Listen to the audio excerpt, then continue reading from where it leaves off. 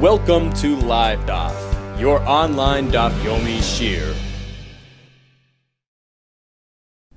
Shalom, welcome back to today's Daf Yomi Shabbos Daf Kuf Beis. Right at the Mishnah on top. Says the Mishnah Hazorek, if one throws an object, for instance, from Rosh Hashanah into Rosh Hashanah, v'nizkar, and he reminded himself that it's Shabbos. When did that happen? After the object has already left his hand, it's already flying, it's already mid-air. At that point, he reminded himself that it's Shabbos. So that's the first thing that happened. Number two, there was something wrong with the hanacha, with the landing of the chayfetz. Kol ta'achar, another person came along and caught it, intercepted it mid-air. So he ran over and caught it mid-air and never let it land. Or kol ta'kelev, a dog caught it mid-air. Or it was consumed by flame, never properly landed down on the floor. Potter, he is exempt. Let's take a look at Rashi. Rashi ran on top of the Amud Hazorek b'shoygeg v'niskar shu Shabbos. He remembers that it's Shabbos. After the stone already left his hands, it's out of his control. It's mid-air. At that point, he reminded himself that it's Shabbos prior to its landing.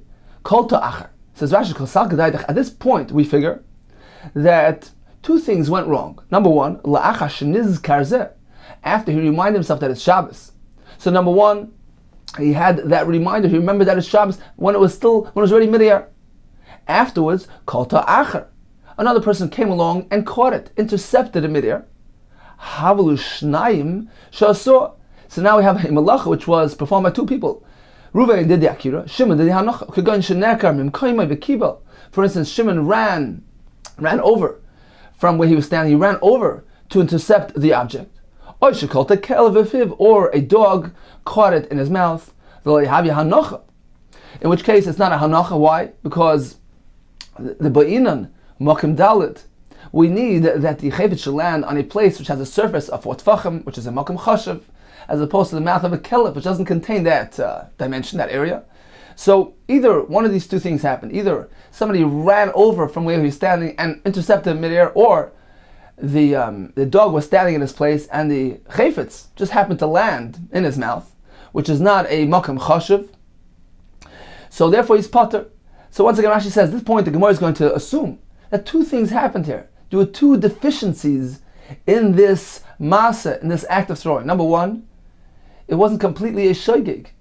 In the middle, in mid-flight, he had a reminder, he remembered that it's Shabbos. Number two, there was something wrong with the hanacha as well. One of three scenarios. Either somebody ran over from where he was standing and caught it mid-air, or the dog was standing in his place and the chayfetz landed in his mouth. So in the person running over and catching it, Rashi says it's shnaim she'oso, it's a malacha completed by two people. In the case where the dog was standing in his place and the chayfetz landed in his mouth, the problem there is that there was no hanacha on a makam dalet. And finally, gives us a case where nisrafa, the chayfetz never landed on the ground, it was consumed by flames prior to its landing. So there were two things wrong. There was something wrong with the shoygei, because he reminded himself that it's Shabbos. Number two, there wasn't a proper hanacha, and therefore he's potter. Continues the Mishnah. The third line of the Mishnah, Zorak lasis chabura. If a person throws an object with the intention to inflict a wound, bein ba'adam, whether in a person or bein b'behema or an animal, so inflicting a wound is a malacha. It's a chayvel. So he throws his chayves to make this chabura, v'nizkar, and he reminds himself, asher lasis chabura, prior to the chabura, the damage, the infliction of the wound actually taking place. So he was nizkar, reminded himself when the chayfetz was mid-air. Potter, he's exempt from chatas. Why? Says the Mishnah, zaklal, this is the general rule when it comes to chatas liability. Kol chayav v'chatois, all those individuals who are liable to chatas, meaning all the chiyuv v'chatois will only take place in an chayav, and they are only chayav, asher tehet chilasan v'seifan shkaga. It is only if their beginning and their end took place with an unawareness. So the act was initiated with a shkaga and concluded in a state of mind of inadvertence of shkaga.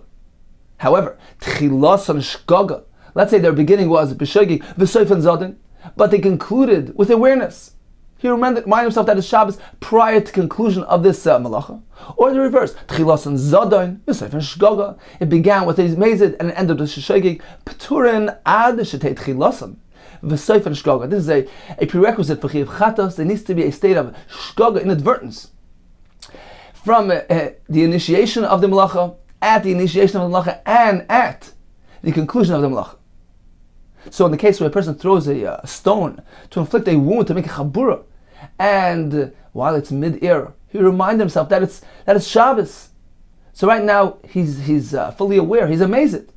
So although the initiation of the malacha, the actual throwing, took place when he was in a state of mind of shogeg, he is patur because the completion of the malacha was at a point at where he was amazed. Therefore he's patur. Continues the Gemara. Let's go back to the opening halacha of the Mishnah, which seemed to have told us that this fellow is patur when he throws the chayfetz, because of two reasons. Number one, he became aware that it's Shabbos. This happened mid-flight. And number two, there was something wrong. There was something deficient with the hanacha. Ha-nacha chayev. Apparently, we infer from the Mishnah that if it would have properly landed without any interference, he would have been chayev. V'alei nizkar. How can you say it's chayev? He reminded himself that it's Shabbos mid-flight. The conclusion of the malacha of Haitzah took place when he was amazed. So how can you suggest that he's chayev? Utnan. And we just learned in the Mishnah, Kol chayoch hatois, Eidon chayoven, asher tehet chilasan v'sefer shgaga. Mishnah clearly gives us this rule that there's only a chatas liability when the initiation and the conclusion, the beginning and the end of the malacha took place in a state of mind of shgaga. So why does the beginning of the Mishnah seem to imply that it is only because there was something wrong also with the hanacha? Somebody else caught it, a dog, flames. That is the reason for the p'tur. Why isn't the fact that he became aware of Shabbos mid-flight sufficient to negate the chiyuv here? Because the conclusion of the malacha, the landing, was not bishgaga. Says the Ma'ar of Kahana. Seifa, this latter clause of the Mishnah, which gives us this rule that it needs to begin and end with a shgaga, that is not speaking about if somebody throws a chayfetz. If somebody throws a chayfetz, he's lost control of the chayfetz. It left his hands. He's not anymore influencing the event here. It's out of his hands, regardless of the fact that he reminds himself that it's Shabbos. That's irrelevant. We don't reckon with it. It's already out of his hands. The seifa of the Mishnah tells us that he needs to be b'shogeg at the conclusion. That's speaking about a case. Seifa ason lelachta u'masna. We're speaking about a lachta, as sort of a clamp. Rashi says they would place it on the donkey to support its load on both sides of the donkey. And this wooden clamp, had a string. So the lachta is this clamp, u'masna is the string, is the rope that he is throwing. So he threw this item, this clamp, and since he's still holding on to the rope, then his machshava, his state of mind, can influence the state of affairs here. It's still in his hands. He's still engaged in the malacha of zrika, because he can retract it at any moment. So only in that case, specifically there, when he's still engaged in the malacha, he's still holding on to it, he's still retract it if he wants, he can still bring it back. Only there does the Mishnah tell us that he needs to maintain a state of shgaga, inadvertence, at the initiation and at the conclusion, because he's still involved, he's still actively involved. However, in the case where a person takes an evan, a stone, and merely throws it, lets go of it, he's no longer in control. He doesn't influence the state of affairs here. So even if he had a reminder in the middle, he was nizkar that it's Shabbos, it's irrelevant. So it's only because it was also caught by somebody else, or a dog, or a flame. That's why he's patur. And actually the Mishnah is telling us, you meant to know that even though he reminded himself in the middle, that's irrelevant. The only reason why he's patur is because somebody else caught it. Because once the chayvus left his hand, we don't reckon with his state of mind any longer. He's not influencing state of affairs. It is only the seifa which is discussing a chayfetz which is still somewhat in his hand, still in his control. In that case, he needs to maintain that state of shgaga at the end of the malacha when the chayvus lands, because otherwise he affects the status, because he's still in control of it. So Rav Kahana tells us that the Reisha is speaking about zrika, and he let go. The Seifa is speaking about they're still somewhat holding on to it, and that's why he needs to be b'shogeg at the end of the malacha. Says the Gemara, 1 second. Lachto masna, biyadahu. In the case where he's still holding on to the masna of this lachta, holding on to the rope, it's still in his hands. So even if he was b'shoigig from beginning till the end, he would still be pater. He never let go of the chayvus. There's no completion of the transfer here. There's no zrika. He's still holding on to it. So you can't say that the Mishnah is speaking about such a case. Says the Gemara, one second. Rav Kahana meant to say kigoy, for example, sheniskaval says chabura. What he meant to say that this lachto of masna was being used to inflict a wound. He wasn't speaking about the melacha of eitzah. He's speaking about the melacha of inflicting a wound. And with regard to inflicting a wound, it's irrelevant of whether he's holding on to it. It's still a malacha. So if he throws this wood, this clamp, and to inflict a wound on somebody, so even if he's still holding on to the rope, he would be doing a malacha. So the Mishnah tells us, but you must know, there's a precondition here. He needs to be at a state of shoigig, of inadvertence, of unawareness. Number one, at the initiation, at the beginning, and also at the conclusion, at the end. So this is the pshat in the seif and the latter clause of the Mishnah. Zeh klal. You need to be b'shoigig in the beginning, at the end. We're speaking about a case where he's holding on to something and throwing it to make a chabur, and he's still somewhat in control. He's still holding on to the rope, in which case he can still retract it, in which case we reckon with his state of mind.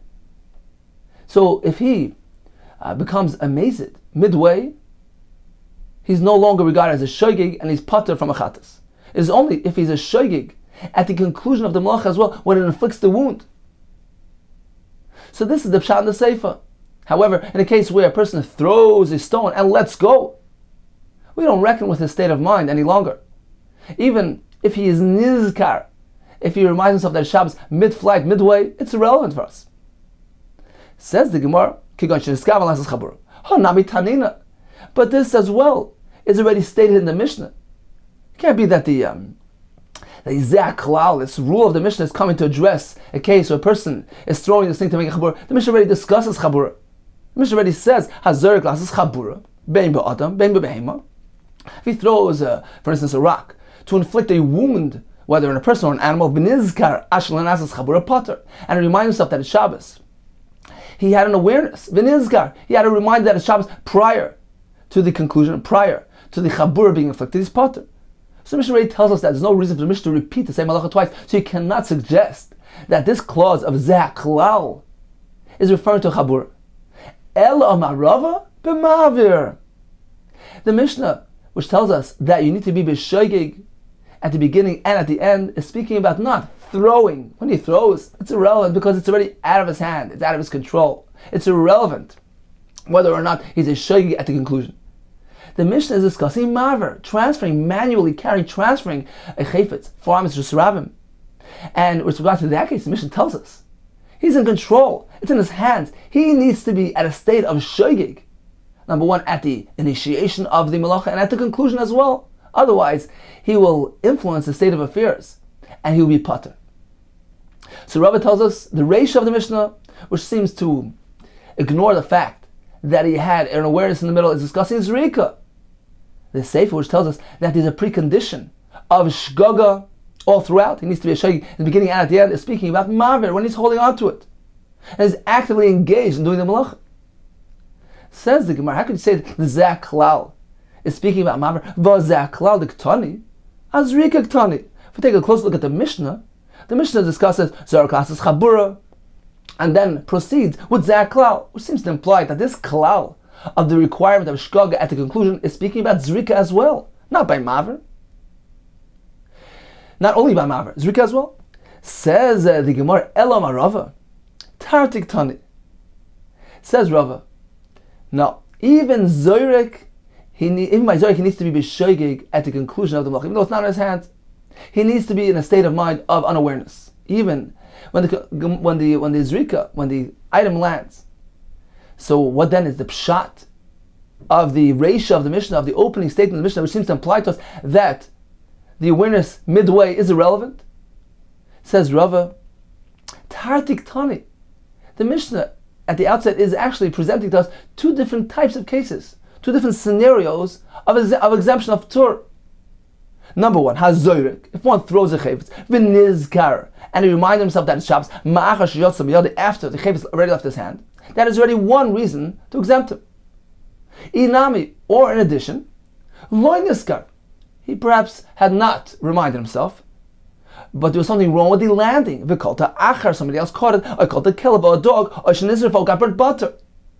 So yes, indeed, even when it comes to zrika, he needs to be b'shoigeg at the conclusion of the zrika at the landing. The Mishnah, in the opening statement, is actually presenting us two scenarios of ptur, of exemption. Either he had a reminder, and that is a reason to exempt him, or there was something wrong, deficient with the hanacha. Rav Ashi agrees with Rava, yes, that the requirement of shoigeg applies to zrika as well. He answers a bit differently. He says that we'll interpret the Mishnah a bit differently than Rava. Chesuri mechsra. Let's view the Mishnah as though it's missing some words. And this, how we're meant to interpret the Mishnah. The Mishnah begins by saying hazoyrek v'nizkar ma'achar sheyotzam yodeh.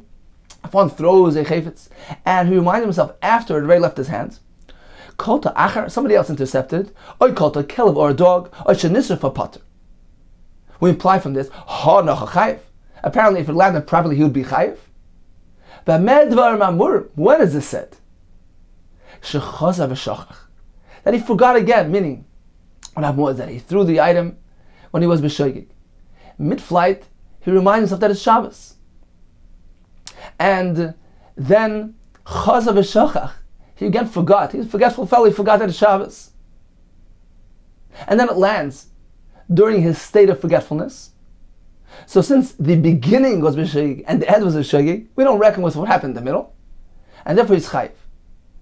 So in the Mishnah, it implies that there's a diuk in the Mishnah that, if not for the fact that it was caught by somebody else who'd be chayiv, that's speaking about a case where, at the conclusion, at the proper landing of the object, he had simply forgotten again. So he's chayiv, because the tchila and the seif was b'shkoga.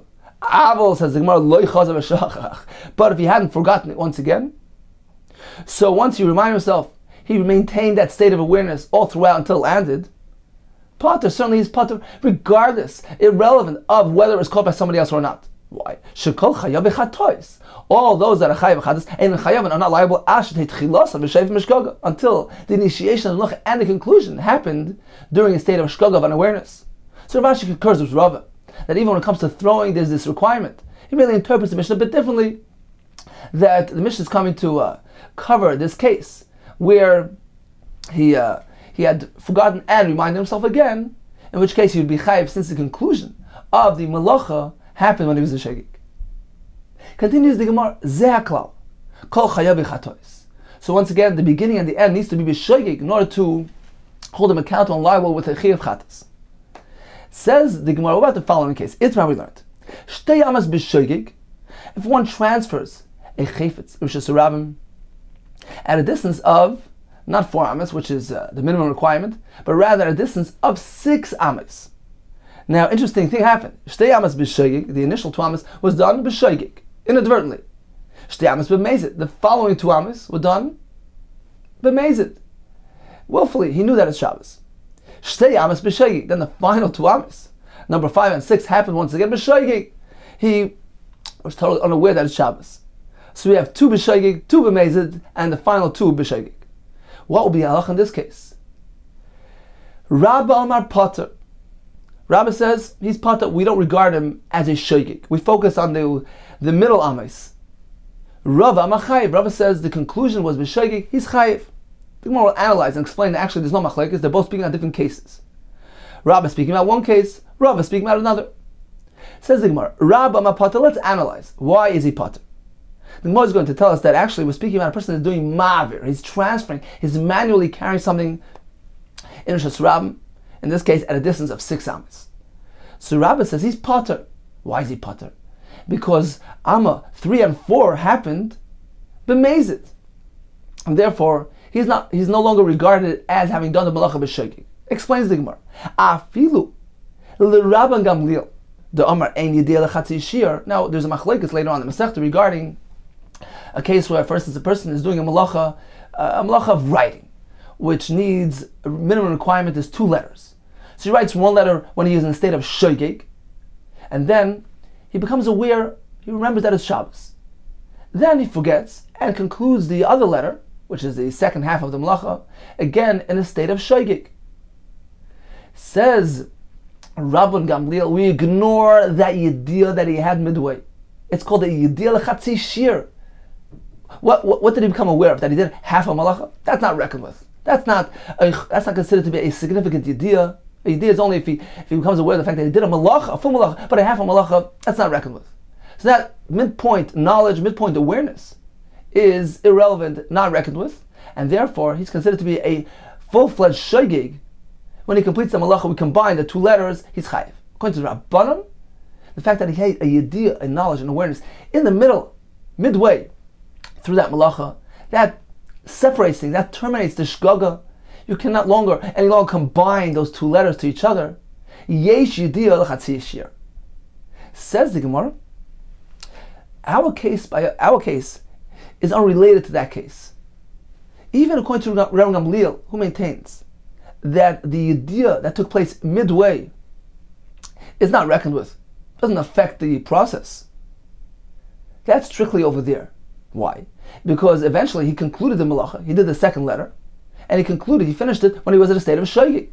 So according to Rabban Gamliel, we combine the two letters and we focus on the conclusion. He was b'Shaygig when he finished the Malacha, he's Chayiv. However, in our case, the Malacha concluded b'Mezid. Why? Because where was he? Where was his mind holding when he finished the Shiur of Maver? What is the Shiur of Maver? 4 Amos. At that point, at Amma number 4, he was b'Mezid. So the Malacha concluded when he was b'Mezid. Let's see inside. Rab Amar Pater, in our case, is Pater when he transfers manually this Chayfetz, because we view the Malacha as though it's split into two, as though it finished at Amma number 4. So he split the 6 into 2 parts. And since at the conclusion of Amma number 4, which can be viewed as at the conclusion of the Shiur of the Malacha, he was at a state of Mezid, therefore he's Pater from Achatos. Afilu l'Rabban Gamliel, the Amar ein Yediyah L'Chatzi Shir, even according to him who holds that a knowledge which takes place in the middle of a Malacha is not reckoned with. Hasam, who? The Chikha Gamar Shiura. That's over there when it comes to writing, because when he concluded the Shiur of writing, which is the 2 letters, he concluded when he was in a state of Shaygig. In our case, the Mezid Loi. But in our case, that he concluded the Shiur Malacha, when he finished number 4, he was in a state of Mezid Loi, then certainly he's not a Shaygig. So it's agreed upon all that in our case, he will not bring a Chatas. Says Rabbi, what are we speaking about? He transferred the item here at a distance of 6 amas. How did he do it? Ibe Zorik. Was it done through throwing? Shaygiku. Then certainly you must regard him as a shaygig. Why? You can't say, well, the Malacha concluded at Amma number 4. It didn't conclude anything at Amma number 4 because it was out of his hands. It was one big Malacha. From Amma number 1 to Amma number 6. He wasn't actually engaged doing the Malacha. So you can't say, well, the Malacha concluded at number 4. It was mid-air, it was flying. It was one continuous Malacha from 1 till 6. It was already out of his hands. So you can't say the Malacha terminated at number 4. Rather, it is one big Malacha from 1 to 6. So you must focus at the beginning and at the end. And they were both Bishgaga. Ibazarik Shagiku, and certainly he's a Shagig. Elba Maver, we're speaking about Maver when he's actually manually transferring, he's holding on to the Chayfetz, he's actually engaged in transferring it, in which case we could say that when he gets to Amma number 4, he's finished. He concluded that segment of the Malacha, he finished the Shiur, and at that point he was amazed. So he brings no Chatas. So that's the Pshat in Rabbah, Rabbah telling us that he's Pater, because he's amazing. Continues the Gemara. Rav Amar Chayiv. Rabbah told us that in this type of case he would be Chayiv. The Gemara is going to tell us that Rabbah is speaking about a case of Zoyrik. And as we just said, when a person throws something, he's not in control. We can't split the Malacha into 2. We must view it as one continuous Malacha from beginning to end. And since at the beginning and at the end he was B'Shogig, so he's Chayiv Achatas. The Gemara will analyze for us. Rav Amar Chayiv. This will address even Shitas Rabbanon, who tell us by the person who's writing those 2 letters. The Amri Yesh Yediyah L'Chatzi Shir. The Yediyah, the knowledge, the awareness that took place midway when he's holding at the point of half a shear of the ksiva, that yediyah influences matters. It affects things. And it splits his two letters into two. You can no longer combine them. And therefore, he will not bring a chatas. That's over there. Over there, it's within his control. He's writing. He can stop whenever he wants. Therefore, we regard the idea that took place midway, at midpoint, as having split the malach into two, and they can no longer combine. Avalachim, in our case, where he's throwing it, then biyada, it's not in his hands, it's not in control to terminate things, to influence. He can't split the malach into two. So, in our case, certainly, we can't view the malach as though it's being split into two. Because once he throws it and leaves his hands, it's gone. He can't change it into, he can't split it into two malachas. It's one continuous throw from beginning to end. And therefore, we don't focus on at midpoint. The fact that he was amazed at midpoint, at Amma of 3 and 4, that can't change it. That can't change the malacha. That can't split into two. We can't say the malacha was terminated, completed at Amma number 4. It's not in his hands to do that. So certainly in this case, we ignore the idea that took place in the middle. Rather, we focus on the initiation and at the conclusion, which were both b'shgaga and ischayv. Avalacha, once again, the ein biyadei. It's not in his hands to control things. Certainly, we ignore what happens in the middle. We focus merely at the beginning, at the end of this one singular malacha. Since they took place when he was at a state of unawareness, he is chayv. Says the Gemara, what are we speaking about? Ibn Maver? Was he actually carrying it? Har biyadei. It's in his hands and his control to stop midpoint. So certainly we can view the malacha as though it was terminated and completed at Amma number 4 when he's amazed. Elabas zoyrek. No, rather we're speaking about he threw it, in which case he's not in control of it any longer, and we can't just split the malacha into two. We can't say, well, mid-flight we terminate the malacha was concluded. No, it's already mid-air, it's out of his control. There's one malacha that took place from beginning of the flight to the end of the flight. And therefore, the fact that he was amazed at midpoint will not influence things. We merely look at the beginning and the end of that single malacha. So the beginning was at Amma number 1, the ending was Amma number 6. Since they were both b'shogeg, he's chayiv. So in summary, the Mishnah taught us that if one throws a chayfetz, whether he was doing malacha veitzah or he was doing the malacha of making a chabura, he's chayiv achatos, provided that he was a shogeg at the outset and at the conclusion. What if he was amazed either at the initiation or at the conclusion? He'll be pater. The Gemara told us that this applies even to zrika, even if one throws a chayfetz and left his hands. This requirement still applies. The Gemara now concluding the case where he transferred a chayfetz at a distance of 6 amas in Shesarabim. The first 2 amas were b'shogeg, the following 2 amas b'mezid, and the final 2 amas b'shogeg. The Gemara tells us, depends what happened. If he was being ma'avir, he's actually holding on to the chayfetz and carrying it, he will be pater because the shiur was concluded when he was amazed. The shiur was when he reached 4 amas. At that point, he was in a state of amazed. Therefore, he's pater from achatos. Whereas, in the case where he threw the chayfetz, which is out of his hands, the malacha here begins at Amma number 1 and concludes at Amma number 6. It's one continuous malacha. We ignore whatever happened in the middle. He can't split the malacha into 2 if it's out of his hands. In this case, he's chayiv, because the malacha concluded when he was in a state of shogeg. Continues the Gemara. Amar Rabba, Zorak, if one throws a chayvetz of a nocha b'fi kelef and happened to land in the mouth of a dog, or b'fi kivshon, or in the mouth of a furnace, and was consumed by the flames, chayiv. Says the Gemara, v'anan tanan. But haven't we just learned in the Mishnah? Kol ta'acher. If somebody else intercepts the item, mid-air, oy, kol ta'hakelef, or the dog, or shenisr for potter. Says the Gemara, there's a difference. Hasam, the way Mechavit, our Mishnah speaks about, there was no kavanah, there's no intent to have the chayvetz land in the dog's mouth, or in the mouth of the furnace. However, in our case, the Kamachavin is speaking about that he had the intention, he planned on having this chayvetz land right there, in which case he grants the mouth of the kelef chashivas, he gives it significance. He regards it as a makam of hanacha. The same thing with the furnace. So even though it doesn't have a surface area of 4 by 4 tefachim. The reason why we need a 4 tefachim surface is to give it chashiva significance. But in a case where intentionally he wants it to land there, he's granting it significance. So it is regarded as though it landed on a proper surface of 4 tefachim. Amar Beir Ba'abayi Afanan. We also learned that Mishnah which supports this notion that a person's machshava can grant significance. The Mishnah says, Yesh oichel achila achas. We have a scenario where a person could commit one transgression, one ma'isa of achila of something which is asur, and he will incur, this will result in many liabilities. V'chayv aleh, dalel chatois v'asham echad. He will be liable for chatois and one asham. How's that? Hatame, he was uptame, she'achal chelev, who ate forbidden fats. V'hu noiser, this chelev was actually left over from a carbon, which it's asur to eat. Min hamukdash, it was from a carbon. So it was, number one, chelev, number two, it was left over past the prescribed time, and it was a carbon. B'yom Kippur, it was on Yom Kippur. So how many things did he do wrong? So number one, let's start with Yom Kippur. He ate Yom Kippur.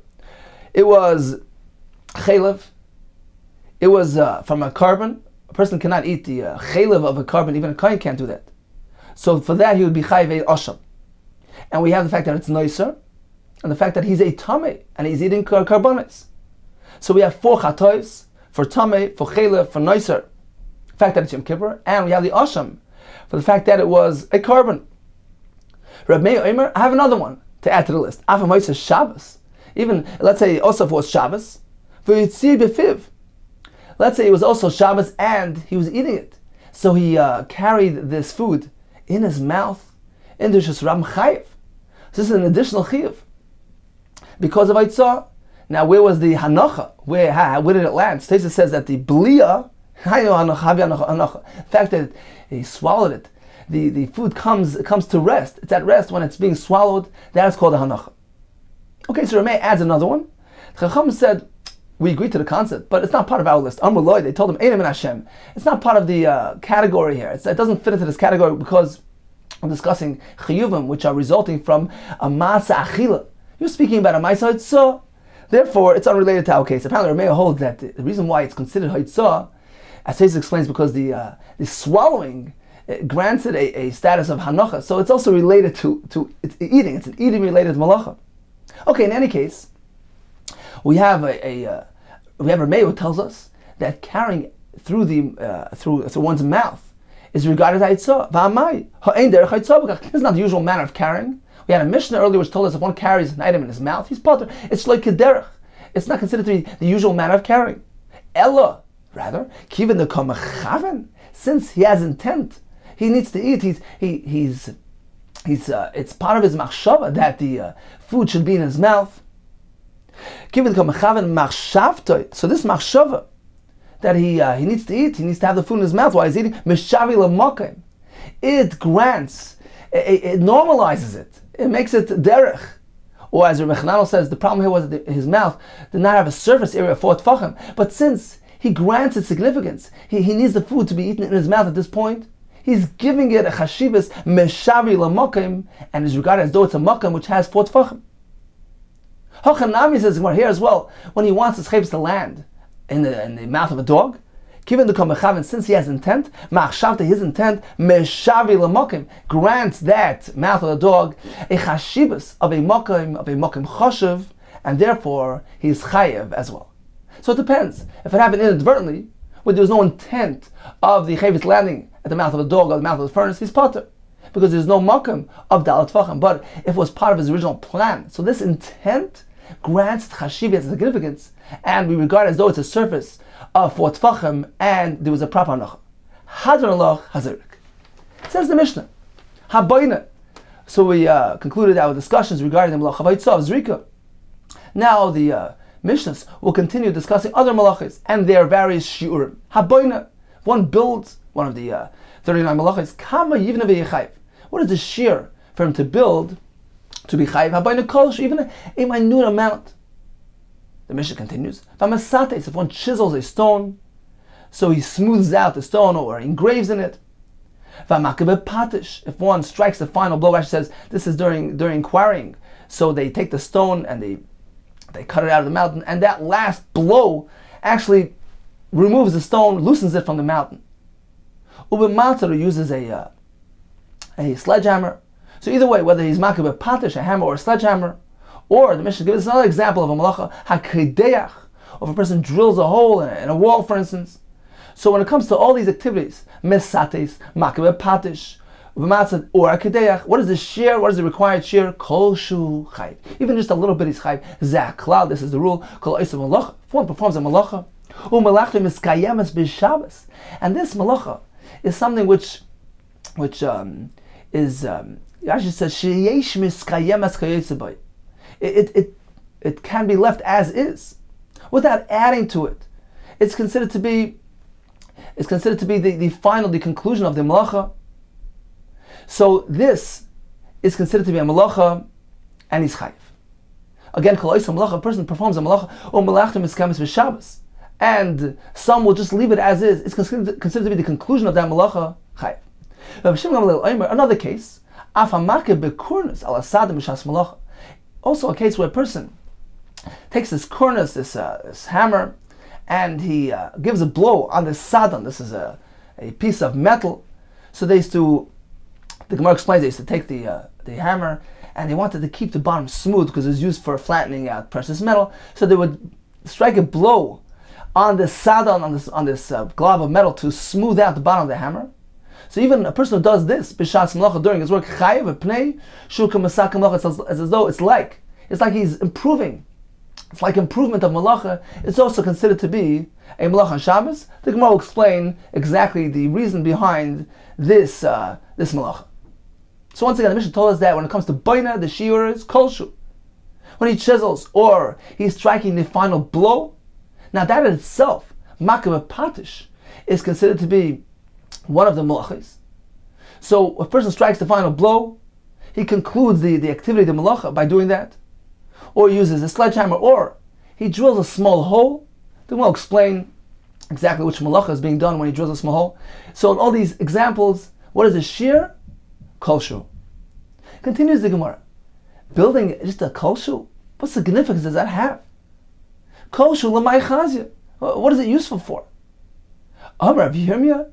We find a use, a purpose, a benefit, even for a small measure of binyan. Shekain ani, because a pauper chayfer guma, he will dig a small hole, for instance, in the floor of his home, latzniaba brutoisav, to hide in it his coins. So we see that even a small measure of binyan has significance, has benefit. The kavasaga b'mishkan. Likewise, you find a precedent in the Mishkan. Taisa says, why do we need to find a precedent by the Mishkan? Because a small amount of binyan is loy choshev, it's not significant. Perhaps it wouldn't qualify as building. Therefore, the Gemara looks to find a precedent in the Mishkan as well for this concept, or even baina kolshu. Says, well, where do we find it? Shekain toifer yiriz, because the sewers of the curtains, toifer guma, they will dig a small hole, to hide in there their needles. Abai Amar, no, they wouldn't do that in the Mishkan, given the Mishtaki, because the needles will get rusty down in the ground. They don't do this. Ella, rather, this is the benefit of even a small amount of bain. Shekain ani, because a pauper put a kirok tana, he will fashion the legs of like a tripod of his small size oven, small size stove, lishbos like kederok tana, to place on a small keder, small pot. So we see that binyan will even benefit when it is a small measure. The Kavasaga Mishkan, likewise, we find a precedent to this concept by the Mishkan. Mevashli Saman, those who cooked up the dyes, the herbs needed to color the materials. Mevashli Saman, let's buy yiriyos to dye the curtains. Shechasra malachta, let's say they're missing some dye, they ran out of dye. So they need to supplement. Oisin pitputik tana, they will fashion these legs for a small stove. Lishpoisaleh tana, to place on it a small pot to cook up the additional herbs and dyes that they need. No, they wouldn't do that by the Mishkan. They had plenty. They were generous. It was a ashiras. They would conduct themselves with generosity and wealth. This is a practice of an ani. This is anius. This is a practice of poverty. This has no place in the Mishkan, which is a makam ashiras. So they would never run out of dye. They would make more than enough, and they would never come to such a situation where they would need to supplement by cooking just a little bit extra dye. Ella, rather, the benefit in a bit of building is as follows. Shekem bala bayis. Sheishli nekev bibirasai. A homeowner who finds a hole in the wall of his mansion. V'saismai. So he goes out and he closes it up with some cement, some clay. So even a small measure of building has significance. The Kavasog of Mishkan, likewise, we find a precedent by the Mishkan, Shken Keresh, Shenafel by Darna. So the board, which experienced the effect of a Darna, of a worm, which bored a hole in it, he would pour into the hole some liquid lead, and close up the hole. So even a small measure of binyan is significant, has chashivas, has benefit.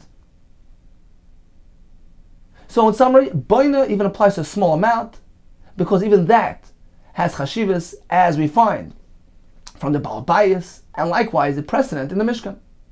Amar Shmuel, hametzate d'so'even chayiv. If one, he straightens out a stone. We're speaking about a stone used at the bottom level of a foundation. So he levels it with the earth, he levels it and makes sure that it's straight, even without using cement, chayiv. That is considered to be boina. Meisvei, we have a kashma brisa. Echad noisan se'even, the brisa says, if one places a stone, echad noisan satit, and the second fellow places a cement, ha noisan satit chayiv. The one who adds a cement, he is chayiv. Apparently, cement is required from malacha of boina. Says one of the Tamech. Now, according to your approach, Ema Sefer. Let's take a look at the next part of the brisa. Rabbi Yossi, Rafilu hella v'hiniach. Even if he brought up and he placed a stone, al gabe dima shel avonim chayev. Even if he really places a stone up on the pile, up on the stone wall, he's chayev. And even if he doesn't position it properly, even if it's leaning to the side, so we see that not only if he's lacking cement, he's chayiv, even if he's not even positioning it properly, it's leaning to one side, he's still chayiv. So we seem to have a self-contradiction here. Ella, rather, you must interpret as follows. It depends where he's placing the stone. Telosa binyane havu. There are three different aspects of this wall, of this building. Tata, the lower level, the lowest row of stones, which forms the basis of this wall. Mitzia, then you have the midsection, which requires the cement. V'ila, and its uppermost layer. Tata, the lower level, the lowest row of stones, boitzedudi v'afra. They form the basis, the support of this wall. So they need to be positioned properly in the right angle, make sure they're level with the earth around it. And that is what Shmuel is speaking about.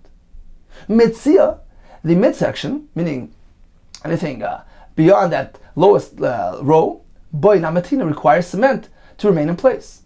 So that's the beginning of the brisa. Cement is required in this case. However, Eloi, the uppermost layer, banocha ba'alma, since there's nothing on top of it, merely placing it on the wall is sufficient, even without leveling it and positioning it properly. And that is what Rav Yossi is speaking about. So in summary, we learned that if a person is boin, even kol shu is chayav. The Gemara tells us that Baal Bayis will close up a small hole in his wall. Likewise, in the Mishkan, they would close up the hole in those krushim. The Gemara tells us in conclusion that when it comes to building, there are three layers. There's the bottom layer, where he needs to level the stone properly. That's the bottom layer. When the Brisa tells us he needs to place cement, that is speaking about the next layer, the middle part of the wall, all the way up to the top. When Rabbi Yossi says even placing a stone without even leveling it, that is already considered to be boina. That's speaking about the uppermost layer, the top row, which doesn't even require leveling. Continues the Gemara. If one chisels a stone, he's chayiv. Based on what? On account of which malacha is he chayiv? Where machlekes? Mesates b'shuma mechayiv. Based on what is he chayiv? Rav Amishum boina. He's fashioning, he's building this stone, which is going to be used in a building. So he's preparing the building, and this is called boina. Ushmol Amishum makav patish. Merely shaping a stone, that's not called binyan. It's not a significant act of building. He's merely designing the stone, or some say, since it's not mechubel kag attached to the ground, according to Shmuel, He's not doing baina. Rather, which malacha is he performing? A malacha of makav patish, that final blow, meaning he's putting the finishing touches on the stone, and that is the malacha that he's doing. The Gemara is going to give us another two examples where we have a machlekes in Rav and Shmuel. Ha'isa nekev bilul shel tarnegolem. A person bores a hole in a chicken coop, a wooden chicken coop, so it's not attached to the ground, and he makes a hole to allow the fumes to exit. So he's improving the chicken coop. He's fixing it. Rav amar mishum baina. He's building. Shmuel amar mishum makav patish. He's not building. He's merely putting the finishing touches on this coop. He's repairing it. He's improving it. It's called makav patish. It's not called baina. It's not a significant enough act to be considered building. The third example is ayel shufsa b'kufina de mara. So mara is a hoe, a shovel, and the shufsa is this peg which was inserted, wedged into the kufina, the hole. So they had the shovel and a handle, the wooden handle, which would go into this encasement of the metal bottom, and there was a hole there in which they would wedge a peg to keep the handle in place. If a person sticks that peg in there to enable the use of this shovel, ayil shufse places the peg into the hole of the shovel. Once again, Rav amar mishum baina. He is chayiv on account of baina because he repaired, he assembled this shovel, he enabled it for use. It's not significant enough to be considered baina. Rather, he's doing a malacha makav patish because he's enabling this kli for use. He's putting the finishing touches on this kli, and that is the malacha. Says, why do we need three examples and three discussions, three machlekes in Rav and Shmuel? Utzricha, we need all three. Why can't we learn one from the other? The Yashvin Kamaisa, because if the Gemara only tell us the first case of the chiseling of the stone, I would say, Bahi Kama Rav. Yeah, over there Rav holds that it's baina. This is the usual manner of building. A construction of a building calls for chiseled stones. So this is considered to be binyan when he prepares a stone, he chisels and prepares it for building. However, in the case where he punctures this chicken coop, that's not considered to be derech binyan. So perhaps in that case, he would agree to Shmuel that is not considered to be a significant enough act to be regarded as binyan. He's merely repairing, he's improving an item, a chayfetz, a coop. Now, if the Gemara would inform us, yes, that in this case as well, Rav holds it's baina, I would say, Baha kama Rav. Yeah, in this case, Rav maintains that it's baina, mishum dedami lebinyan, because it is similar to true building, the avdi la'avira, because he made this hole for ventilation, to allow the fumes to go out and allow fresh air to come in. This is similar to what's done in the usual building process, where they would form windows, and Rashi says they make holes la'aver for ventilation. So this is very strikingly similar to ordinary building, which is done in usual constructions, considered to be doimel binyan. So here as well, Rav maintains that this hole bored into the lul shatan negolim has a form of binyan, and that's why it's chayiv. Avol shufsa b'kofina demara.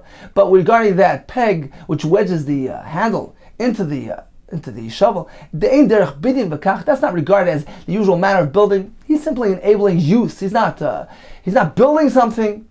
Perhaps perhaps he would agree, concede to Shmuel, that it is not binyan but rather makav patish. Therefore, the Gemara needs to inform us in all three cases, Rav holds that it is considered to be binyan.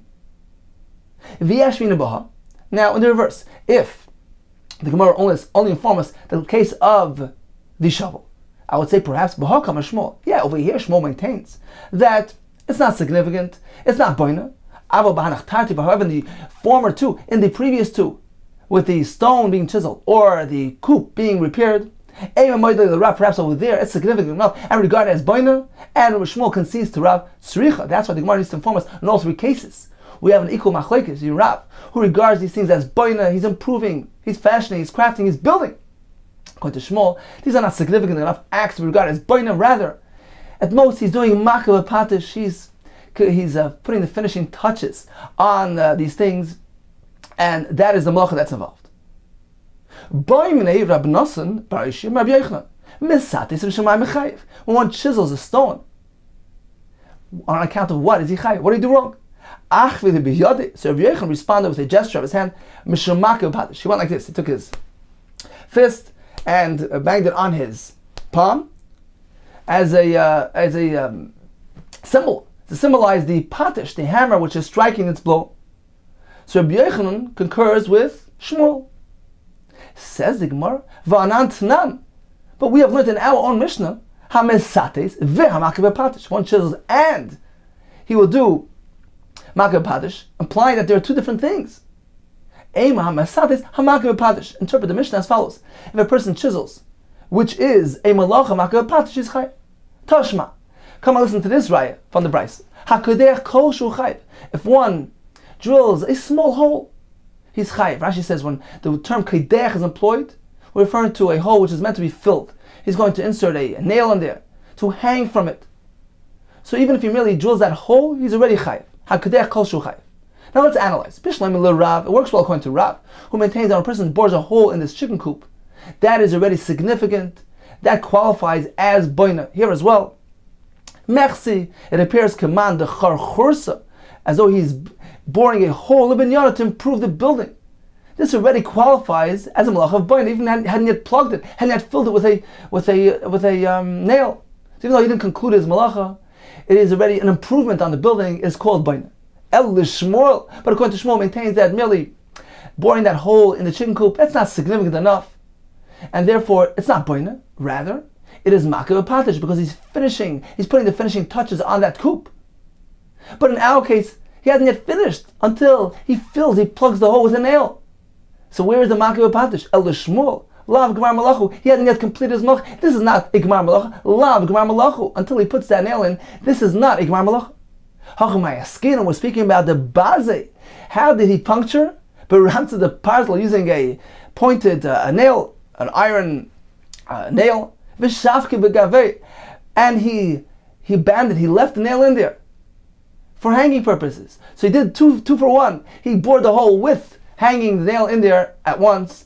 And indeed, the hainu gemar malacha, this indeed is a completion of the malacha, and therefore according to Shmuel is chayiv because of makiv patish. So in summary, we have three cases where Rav holds he did boina, Shmuel holds makiv patish. Number one, Mesate 7, chiseling the stone. Number two, he makes a hole in a chicken coop.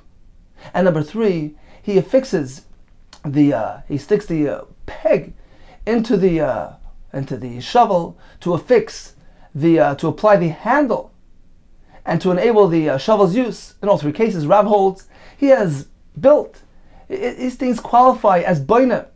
According to Shmuel, they're not significant enough to be considered boina. Rather, the malacha here is on account of makiv patish, putting the finishing touches, the completing step on these various items.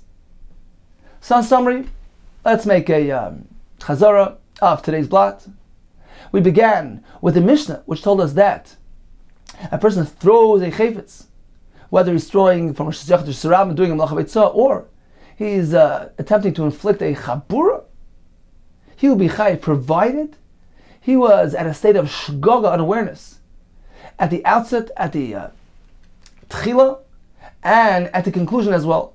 But if he was at a state of mazid, of awareness, whether it was at the beginning or at the end, he'll be patur.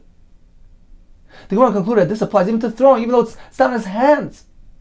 Nevertheless, he could still influence the chain of events, and if during the conclusion, if when that chayfetz lands, he is at a state of mazid, of awareness, he's patur. The Gemara told us, what about a case where a person transfers a chayfetz at a distance of 6 amas or surabim? The first 2 amas will be shaykik, the next 2 will be mazid, and the final 2 will be shaykik. The Gemara says it depends what he did.